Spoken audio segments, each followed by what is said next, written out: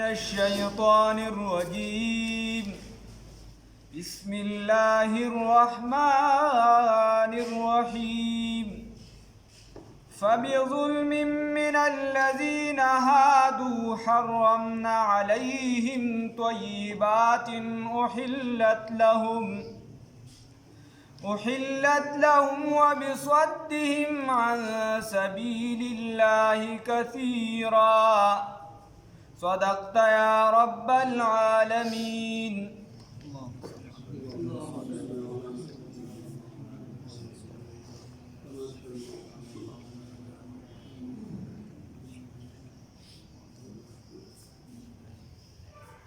دا عیسی علیه السلام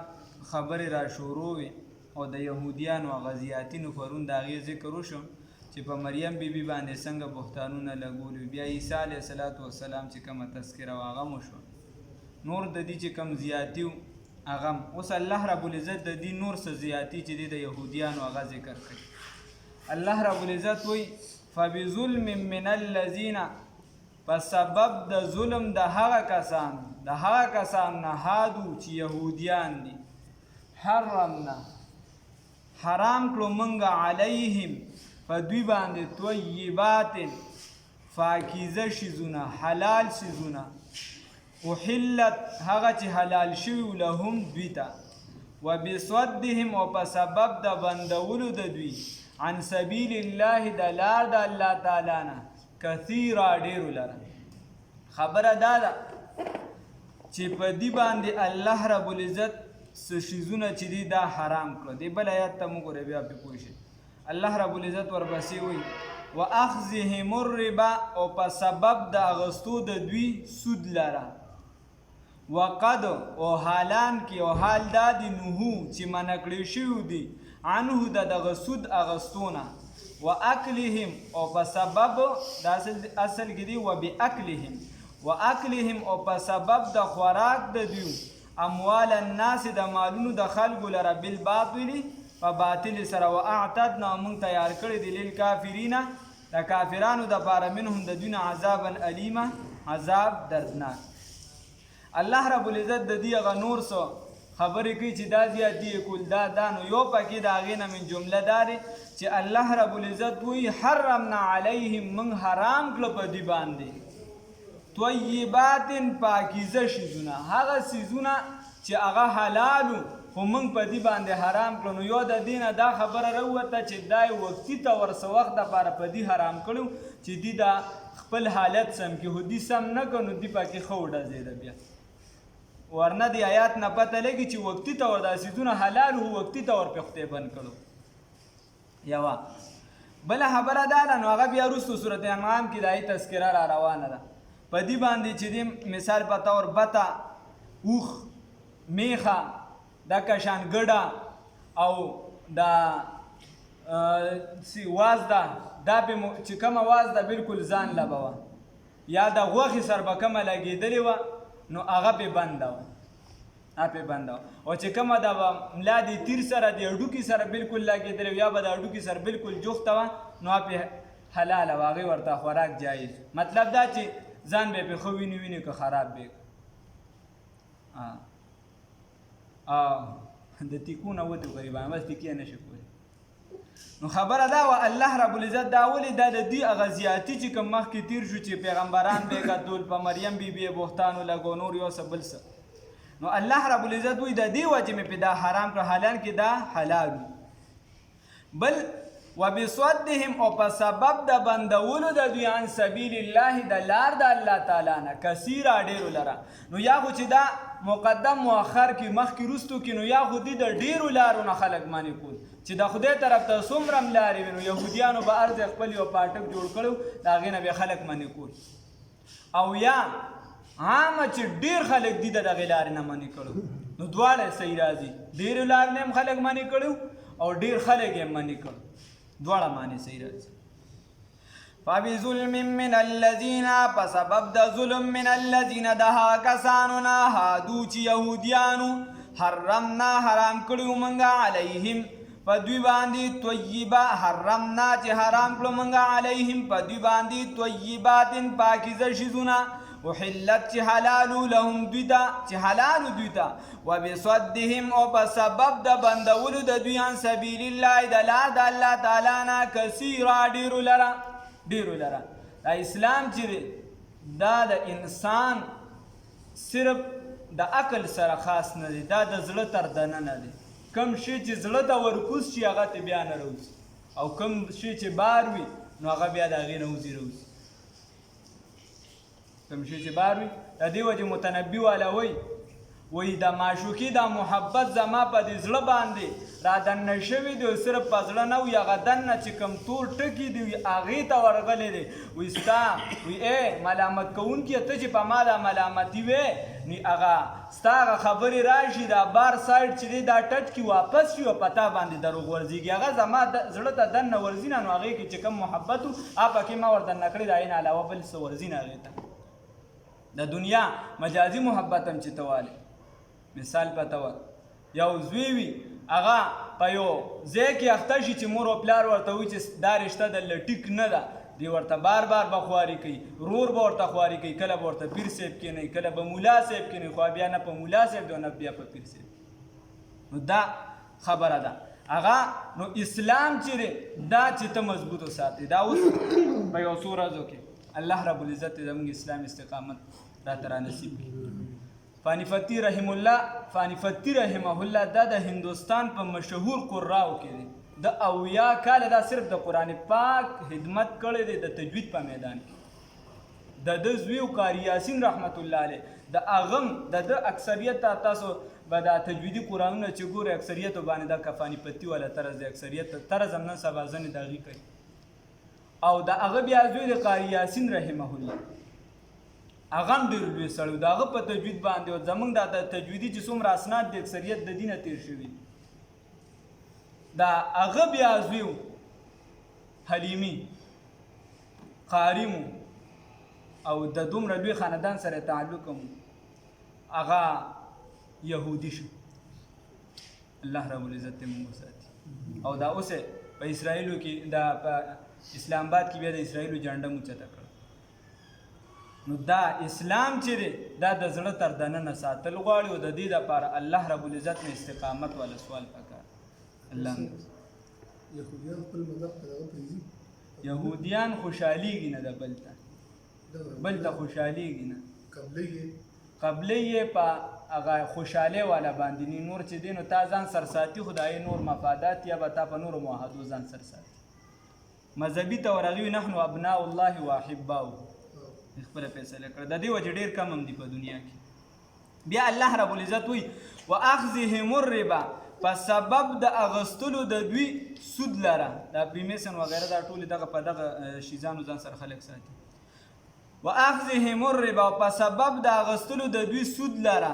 وقد نهوا عنه حالان کې دی منع کړی شوي د دې کې سود چې دی دا ډېر په غټه پیمانه نن سبا هم د سود چې څومره لوی سطح باندې هغه کېږي نو دی کې به د یهودیانو بس مارکیټونه هم اکثریت د په لاس کې دي اگر که لږ دي خو اکثریت هر څه د په لاس کې دي عیسایان هم ټول د په لاس کې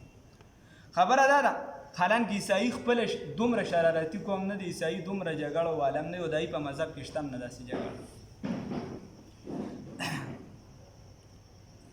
نو الله رب العزت وی په سبب د اغستلو د دې سود لره سود به اغشته په ډیره غټه پیمانه باندې او دا په دې امت باندې رسول الله صلی الله علیه وسلم فرمایي چې په هغه کس باندې لعنت دی چې د سود معامله کوي چې څوک یې ورسره کوي په هغه باندې لعنت دی چې کم کسان پکې ګواهي کوي په هغه باندې لعنت دی چې کم کسان دغه خبره جوړوي په هغه باندې لعنت دی او په ګواهي کوونکو باندې لعنت دی د بخاري شریف حدیث الله دې وساتي او د آخر زمانې یو نښه هم دا ده چې سود به خلک نه کوي خو د سود بوی به ورورسي الله رب العزت دې موږ وساتي نو د دې شیزونو نه سودي وغیره هره معامله کې تپوس کول ډېر زیات نن سبا هم ایزي پیسې والا کاته ده 100 روپۍ په اکاونټ کې پرتي تاله ورپسې منټونه درکوي تاله ورپسې چې دی نو نیټ درکوي وغیره دا ټول د سود چې ستا 100 روپۍ ما سری دی او زه تاله هغې پسې منافع در کوم 100 روپو کې کموالی او څه بل څه نه راځي بس دا سود د هغې نه په کم وکړي په دغه باندې خو لا تحقیق شوی دی د هغې نه په کم وکړي چې ستا په ایزي پیسه کې پرتي او پول په پوله چې تی راړې او امکون نه چې د عام کارډ چې تا چې 85 او 70 راځي او چې د ایزي پیسې نه کله راړې نو تا ته پوره په پوره راځي په هغې باندې د مفتیانو تحقیق روان دی چې دا په دې حکم کې راځي که نه راځي الله هم دې وساتي ډېر زیات دی او د دې ډېره سخته سزا ده په حرم شریف کې د زنا سره تشبیه ورکړی شوې ده یو پیرې نه بل الله رب العزت وی واکلهم او په سبب د خوراک د دوی اموال الناس د مالونو د خلکو لره بالباطل په باطله مختلف حربې به خلکو ته استعمالول چرته د جادو په ذریعہ باندې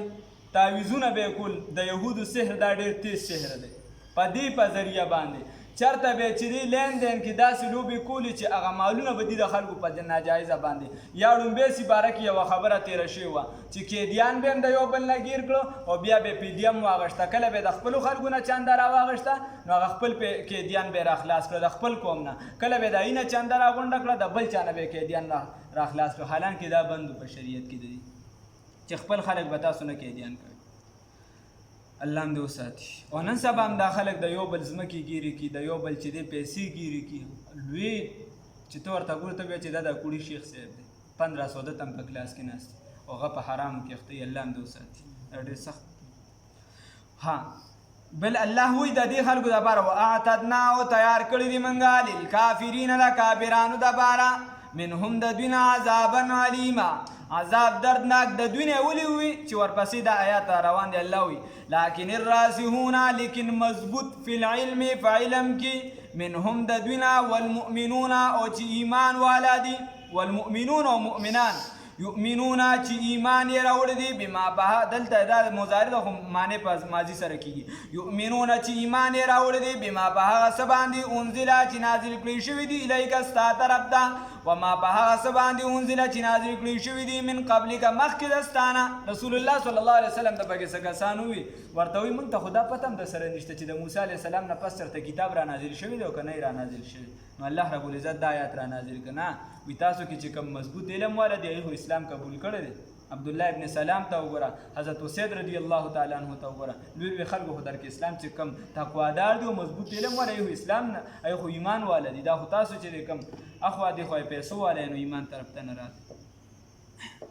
بل نو الله رب العزت ورته دا مخل بیا د دې جواب چې دی سباني آیات کې را روان دی الله دې راله توفیق راکړي چې ما خو په و اصل شی وحی ده هغه په نوح علیه السلام هم راغلی و هغه په دې نورو پیغمبرانو هم ورپسې راغلی لكن الراسخون لیکن مضبوط فی العلم فعلم کې منهم د دوی نه والمؤمنون او ایمان والا یؤمنون چې ایمان یې راوړی بما په هغه څه باندې انزله چې نازل کړي شوي دي الیکه ستا طرف ته وما په هغه څه باندې انزله چې نازل کړي شوي دي من قبلکه مخکې د ستا نه په هغې هم ایمان ساتي او په تا هم ساتي والمقیمین الصلاة او قایمونکي دي د منځونو لره والموتون الزکات او ورکوونکي دي زکات لره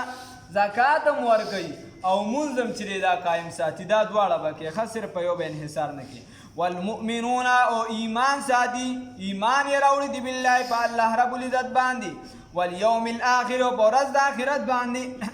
عبدالله ابن سلام رضی الله تعالی عنه وایي زه موږ د خپلو بیبیانو په باره کې دا شک کولی شو چې کیدای شي زموږ د اولاد خپل نه څه زیاتې ته شوي خو د رسول الله صلی الله علیه وسلم په باره کې زموږ دومره وهم ګمان نشته چې دا پیغمبر په ناحقه یهودیانو لوی عالم اولئک دا هغه کسان دي دا مسلمانان هغه کسان دي سنؤتیهم زر دی چې وربکړو موږ دوی ته اجرا عظیما لوی اجر الله رب العزت دې را نصیب کړي نن خو چې کله اعلان وشي که نه یو خو دا خبره ځان سره بنیادي یاد وساتئ چې تر کومې پورې ستا په علاقه کې د رمضان اعلان نه شي نو په تا باندې روژه لازمي نه ده اوس که ته وایې چې قاضي داسې پلانکي داسې یا هغسې یو څه بل څه پتا یې ګناه نشته هغه له ګواهان دي هغه اعلان نه کوي یو څه بل څه خپل د خپل ځای قاضي له اعتبار دی که ګواهي وشو هغه اعلان وکړه صحیح ده که په هغې نیسي او که د چا اعتبار وي سیاسي طور د شیخ حسن جان شهید رحمه الله چې کومه رایه وه هغه حکومت له دا ورکړې وه مثال په طور د چا اعتبار دی په سعودي باندې یا په دوبۍ باندې یا وغیره که هغې سره نیسي نو بیا به صرف د نفلي نیت کوي چې په خپله علاقه کې کله روژه نه بیا به د فرضي نیت نه کوي که نیسي بیا اجازت ورته شته خو صرف د نفلي نیت به کوي د فرضي نیت به نه کوي چې کله په خپله علاقه کې نه بله خبره دا ده تراویح سره متعلق تراویح چونکې رسول الله صلی الله علیه وسلم په حدیث شریف کې فرمای وی د دې میاشتې روزه چې دا د الله رب العزت فرض کړې ده او د دې میاشتې عبادت چې تراویح دا ما سنت ګرځولي دي رسول الله صلی الله علیه وسلم فرمای او دا تراویح دا د زما دپاره دي د حدیث مفهوم دی. نو اوس ثوابونه خو بیا په یو رکعت باندې څوک 2.5 یادوي او بیا د هر د تسبیحاتو چا خپل خپل اعتبار کړي 50,000 پورې په یو رکعت باندې تقریبا چا دین هم زیات کړي رسي نیکې فضایل بلا شي دی به هم وایي په فضایل عمل مسلې به کې یو دي اهم هغې طرف ته خلکو اکثر رجحانات ني خو دې ځای کې بنیادي یو مسله زده کې په دې باندې غوغا هم دو آینده ژوند کې به دا د څوک نه وي چې دا به کمیږي دا به زیاتېږي ځکه رسول الله صلی الله علیه وسلم ارشاد مبارک دی خو ښه دا ده چې ته د اختلافاتو نه لرې شي خپل ځان برقرار په خپل دین وساتي 6 دي 12 دي او 8 دي یو څه بل څه رسول الله صلی الله علیه وسلم په زندګۍ مبارکه کې احادیثونه چې کوم موږ ته واضحېږي نو 3 پیرې هغې تراویح کړي په زندګۍ تعداد یې څو تعداد یې بیا په احادیثو کې مختلف راغلی په احادیثو کې مختلف راغلی د بخاري شریف احادیث کې مضبوط احادیث هغه راغلی بیا تراویح پکې څومره وي او یا تهجد ورسره یو ځای وکړو دا ځان له خبره ده خو رسول الله صلی الله علیه وسلم دغه 3 شپې کړي صحیح یو چې دا خبره ستا په ذهن کې بله خبره دا ده چې رسول الله صلی الله علیه وسلم بلکې الله رب العزت په قرآن کې دا خبره کړې ده چې دا ستا په ذهن کې چې کم څیز باندې مسلمانان راجمع شي مثال په طور دا ټول کلی او په دې کې اکثریت مسلمانان په یو خبره راجمع شي چې دا خبره به داسي چې هغه د خدای او د رسول خلاف نه دا ټکی بنیادي دی وی چې دا خبره داسې ده قرآن حدیث کې دا یې ذکر نه مخکې چرته هغه مسله نه راغلی دی وی چې دا کیسه داسې ده نو بیا به ټول دا نور چې کم کسان دي دا به د دې خلاف ورزي نه کوي ورنه قرآن پاک دا وایي تیر شوي دي 5مه سپاره کې چې دغه کسان به بیا جهنم ته گذار چې د مسلمانانو د اجماع خلاف الله هم دې وساتي سره ټول مسلمانان یوه خبره دوه خبرې شو دا رسول الله صلی الله علیه وسلم د احادیثونه دغه ثابته شوه بیا د ابوبکر صاحب په زندګۍ کې چې دی او د رسول الله صلی الله علیه وسلم په زندګۍ کې صحابه چې دی رسول الله صلی الله علیه وسلم ته بلا انتظار هم کړی دی تر دشمنی پورې رسول الله صلی الله علیه وسلم راوته نه دی هغې مختلفې وجې دي یو وجه پکې دا ده چې د عبادت چې دی دا په دې امت باندې بالکل لازمي نه شي چې بیا به د فرض مونځ په شان کاده خوښه یې که نه که په هر حالت کې دی به دا بالکل کوي بیا یوه شو بیا چې کله د سیدنا عمر نو د ابوبکر صاحب په زمانه کې به چا به ټوله شپه تراویح کولې دوه به دې ځای ولاړ درې هغلته یو څه بل څه داسې مختلف چونکې د رسول الله صلی الله علیه وسلم حدیث مبارک دی چې زما تابعداري وکړې او د خلفای راشدینو تابعداري وکړې چې دې درته کومه لار وښی یو حدیث دی اصحابي کالنجوم بایهم اقتدیتم مهتدیتم تاسو دا صحابو دا د ستورو په شان دي کې چې تاسو د چا لار راټینګه کړه د چا لار هم چې راټینګه کړه نو تاسو به هدایت ومومئ دا خو د عام صحابو باره کې حدیث دی بیا د خاصو څلور واړو یارانو باره کې حدیث دی چې دی تاسو ته کم شی وښیي هغه راټینګ کړي هغې باندې لاسونه ولګوي مضبوط ونیسي عمر رضی الله تعالی عنه چې وکړه هغه وایي چې دا خو د صحابو زمانه ده دوه دې ځای ولاړ دي درې دې ځای ولاړ دي پنځه هغه ځای نو په دې وخت کې چې دی دا داسې دا و چې وروسته امت چې دا خو به ټولې دا اختلاف جوړ شي د خلکو ترمنځ څوک به یې کوي څوک به نه کوي څوک به څه کوي څوک به څه کوي هغه صحابه را جمع کړو د صحابو په مشوره باندې هغې د رسول الله صلی په عمل زموږ نه ښه پوهېده د هغې په مشوره باندې عمر رضی الله تعالی عنه چې دی دغه ټول عبادت چې دی د هغې نه د بیبیانو نه تپوسونه وشو وغیره 20 رکعات یې مقرر کړو چې د دې نه به کم په یو جومات کې هم نه کېږي او کاری ولا مقرر که په 2-3 جماعتونو کې چې دې ځای کې ته قرآن پړاوه دې ځای کې ته دې ځای کې ته هغې لرې خپل دغه ورکړه بیا د عثمان رضی الله تعالی عنه په زمانه کې به دومره اوږده اوږده قرتونه کېده چې مشران صحابه به ډېر بوډاګان نو هغې به داسې چېرته ستنو سره چې دي نو خوا کې هغې به په ناسته مونځ نه کوو ډېر ستنې سره به چېرته خوا کې ولاړو چې زما ډډه دې ته راشي خو چې زه په ناسته باندې مونځ نه کوم نفلو کې څه حده پورې اجازت شته نو یوه شوه نو عمر رضی الله نو یو په د رسول الله صلی الله علیه وسلم قولی حدیث راځي چې د صحابو چې دی نو تابعداري کوي دا قولی سنت شو بیا فعلی سنت چې دی دا د صحابو شو د خلفای راشدینو چې یو قسم د عمر رضی الله تعالی عنہ خلاف ورزي نه دا کړی چې نه تا دا خبره غلطه وکړله نو چې صحابه په یو خبره باندې را متفق شو بس دا خبره ټیک یو شو بله خبره دا ده چې وروستو بیا اوس په دې دور کې خلک که یو څه وایي که بل څه وایي بس دا هر چا خپل کار دی. اوسه پورې په تاریخ کې حرم شریف کې د 20 رکعاتو نه کم نه وشي. اوس چې دې پرې کوي ظاهرا مجبوري والا او باطنا نه چې هر سالې ځکه ټیک ته 10 رکعاته یې زه کومه. اوس خو خلک وایي 20 مې اجازت ورکړه خو په دغه خو داسې دي چې 10 یې ورکړی. مثال په طور زه 10 رکعاته کولی شم په یو ځای کې نو 20 ولې نشم کولی؟ دا مې وځي چې 10 کولی شم خو 20 هم کولی شم کنه. والله اعلم چې هر څه دي خو خبره دا ده چې دغه دا 20 چې دي دا دغه وخت نه را روان دي. په دې کې به چې دي بعضې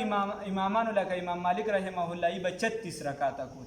چونکې په مکه معظمه کې دا قانون چې هغې به 4 رکعاته وکړه نو بیا به یې طواف کو هغې پسې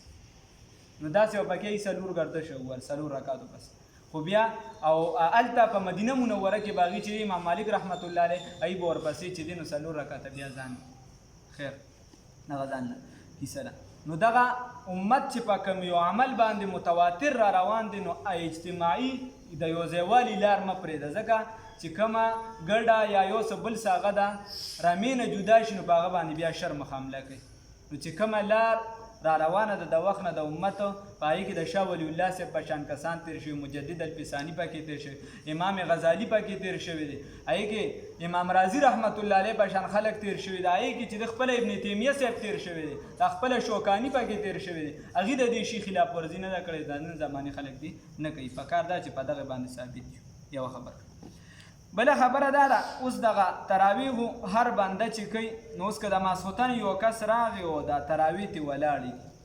تراویح ولاړې نو دی به فرض مونځ وکړي چونکې دا مسله خو معلومه وي خلکو ته فرض مونځ به وکړي او بیا به سنت وکړي هغې نه پس چې څومره هم تراویح کېږي ویتر په هغې کې به شامل شي تراویح به م وکړي ویتر به م وکړي چې کم رکعتونه دې پاتې شوي دي هغه دې بیا وروسته وکړي. یوه مسله شو په دې پوه شو. دویمه مسله په تراویحو کې د هر 4 رکعاتو په منځ کې چې دی نو دونه ناسته پکار ده مستحب دا ده چې دا 4 رکعتونه په څومره وخت کې شوي دا 4 رکعاته په څومره وخت کې شوي خو چونکې علماو د هر لکه نن سبا علماو دا بدوه چې قرتونه لږ محدود کې لنډ کړي داسې د هر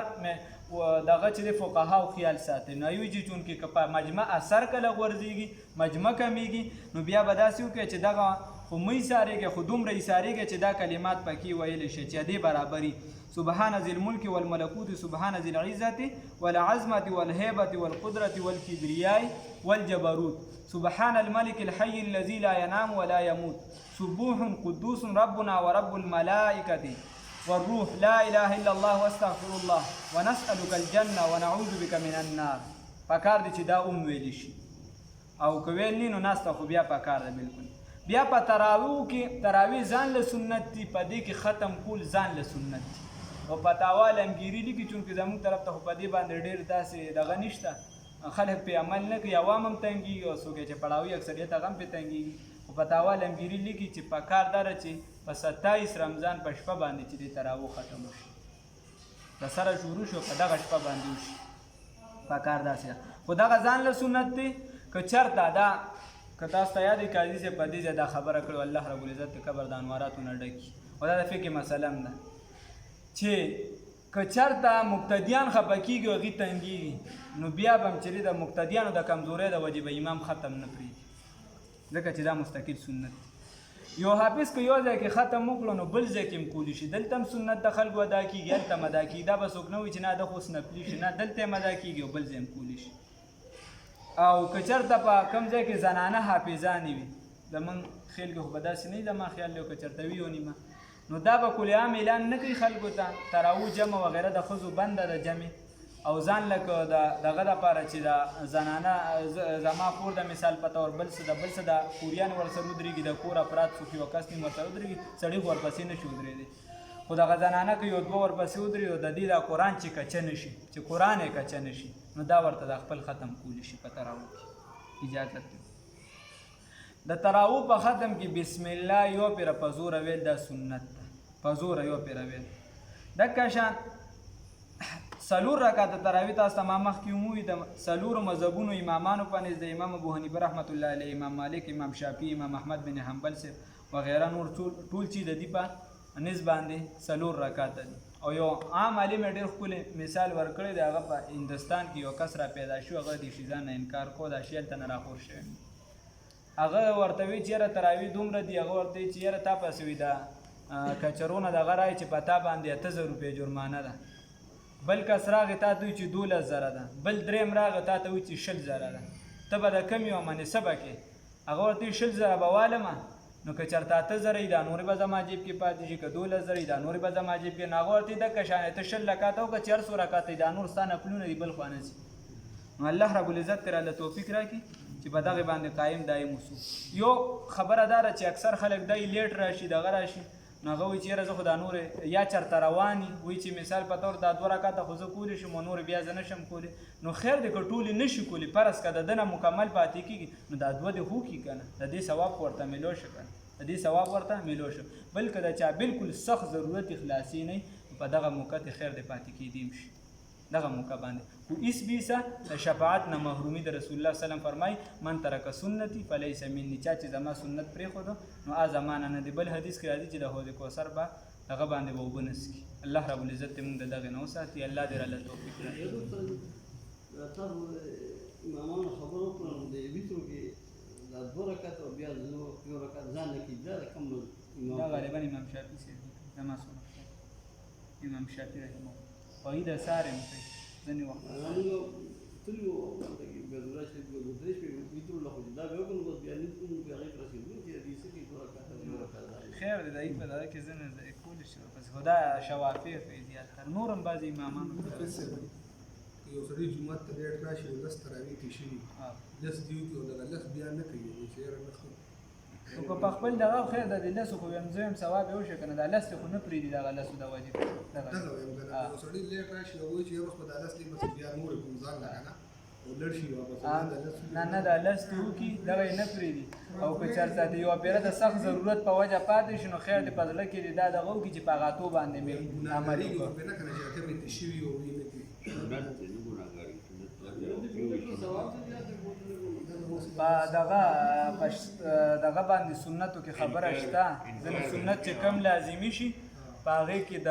ګناه یره ده، په هغې کې د عذاب یره ده، باقاعده دا په تعریف کې شامل دي چې د عذاب یره د خلاصې نه اوله تر بره پورې چې د عذاب یره ده، په ترک د سنتو د عذاب یره ده. او باقاعده د بعضو سنتو باره کې بیا رسول الله صلی الله علیه وسلم فرمایي لکه مرضی من ترک سنتي فلیس مني، دې نه لویه خبره نشته. الله رب العزت دې موږ وساتي. خو سنت به د سنتو په درجه کې ساتي، فرض به د فرضو په درجه کې ساتي. اوس موږ دې ځای غلطي وشو چې سنت موږ ورته وایو چې نه بس په لرګي پرېږدي چې به دا سنت به هم د فرضو نه ځای به دار یو خپل مقام خدای ته رانه خوشحال شي. الله د دواړو جهانونو خیر مناسب عمل کې مې اخلاص پیدا کړي. الله دیندار تقوادار پرهیزګار هم جوړ کړي. الله دا کومه میاشت را روانه ده یا الله موږ نه پکې نیکۍ واخلي. الله داسې رانه قبوله کړي، داسې کارونه پکې رانه واخلي څنګه چې تا د صحابو عملونه په دې کې قبول کړو او څنګه کارونه یې د هغې نه اغوښتو. الله محبوب علیه الصلاة والسلام به دې میاشتې ته خوشحالېده. نن هم موږ دغه د احادیثو کې وایي چې رسول الله صلی الله علیه وسلم به دا میاشت کله بیا راغله نو رنګ به بدل شو او عبادت طرف ته به متوجه شو، بسترې له به خواله نه ورته. الله د موږ نه عبادت واخلي. الله موږ کې هم د دې میاشت اثرات پیدا کړي. الله تعالی نه خوشحال شي. الله دا کوم بندګان چې ناست دي الله په دې ګرمۍ کې ناست دي، الله د دې په وجه موږ د جهنم د ګرمۍ نه بچ کړه. الله د دې په وجه موږ د قبر د ګرمۍ نه بچ کړه. الله د دې په وجه موږ د قبر د تیارو نه بچ کړه. الله د جهنم د تیارو نه بچ کړه. الله موږ سره خو نور څه نشته، تا ته هم لاس نیسلی دی، عمل هم کمزور دی. الله محبوب علیه الصلاة والسلام درته وسیله کو، الله دا سبق درته وسیله کو، بل سره سره نشته. الله عمل هم کمزور دی. خدایا ستا نه سوال کو چې یا الله د دې لږې ناستې په سبب باندې یا الله موږ د جهنم د اور نه بچ کړه، د خپلې ناراستیا نه هم بچ کړه. الله ته رانه خوشحال شي. الله محبوب علیه السلام رانه خوشحال کړي. الله د محبوب علیه الصلاة والسلام د روضې مبارکې طرف ته تګ مو بار بار سره د ادب او احترام نصیب کړي. الله حرمینو شریفینو سعادت مو بار بار سره د ادب او احترام نصیب کړي. الله ته رانه خوشحال شي. الله څنګه چې عمر رضی الله تعالی عنه دعا وغوښتله چې ربه د شهادت مرګ درنه غواړم او بیا د حبیب صلی الله علیه وسلم په خاریه کې درنه غواړم. الله موږ هم درنه هغسې غواړو، یا الله هغسې راته را نصیب کړه. الله محبوب علیه الصلاة والسلام فرمایي چې څوک په مدینه منوره کې وفات شو د هغې به خصوصي شفاعت کوم. الله موږ په دغه کې راوله، الله موږ په دغه کې راوله. الله دغه آخري سهاره د دین هم مه جدا کوه. الله د اسلام نه، قرآن نه، حدیثو نه مه جدا کوه. الله دا کوم ملګري چې ناست دي الله موږ د هر قسمه بیمارونه بچ کړه. الله دې کې څوک څه قسمه قرضدار دي الله قرضونه هم ختم کړه. الله د خپل در او الله ولا سبب وکړه الله څوک بیماران دي بیماری ختم کړه الله د چا په کورونو کې بیماری دي مشران کشران همزور یا د چا زامن نور څوک دي الله دغه ټول بیماری ختم کړه الله دغه بیماری ختم کړه الله دغه بیماری ختم کړه الله زموږ اتحاد او اتفاق ولا درس خور کړه الله زموږ د دین کار واخله الله علم نافع را لراکا الله د شر نه بچ کو شر را نه مخوره الله خیر راکو خیر را نه خور کا الله خیر راکو خیر را نه خور کا الله څومره مسلمانان وفات شي الله ته ورته بخښنه وکړي الله د هر اسلامي ملک حفاظت وکړي الله د هر اسلامي وګړي حفاظت وکړي الله دا کوم وبا چې د عالم طرف ته متوجه ده یا الله د ټول عالم نه اوچته کا الله ختم کا الله مسلمانان محفوظ وساته الله زموږ خوشحال شه الله د محبوب علیه الصلاۃ والسلام په دعاګانو کې زموږ پوره حصہ وکړه الله دغه سعادت نه موږ محروم وا الله ټول امت ته محروم وا الله د فتنې په دې دور کې د ټول امت یا الله ایمانونه وساته الله په ایمان باندې استقامت موږ ټول ته نصیب کا الله د ایمان د تاوان نه بچ کا الله په دې مجلس کې څوک ناس دي د چا څه قسم شرعي ارمانونه وي حاجتونه وي الله په خاطر د دې سبق د قرآن عظیم الشان یا الله په خاطر د محمد رسول الله صلی الله علیه وسلم الله زمونږ دغه حاجتونه دغه ارمانونه چې د دین مطابق الله ته یا الله پوره کا الله دې پوره کا الله دې پوره کا الله تعالی نه خوشحال شه چې کله رانه رضا شي مرګ راوي د دې خپل کلمې سره راول چې لا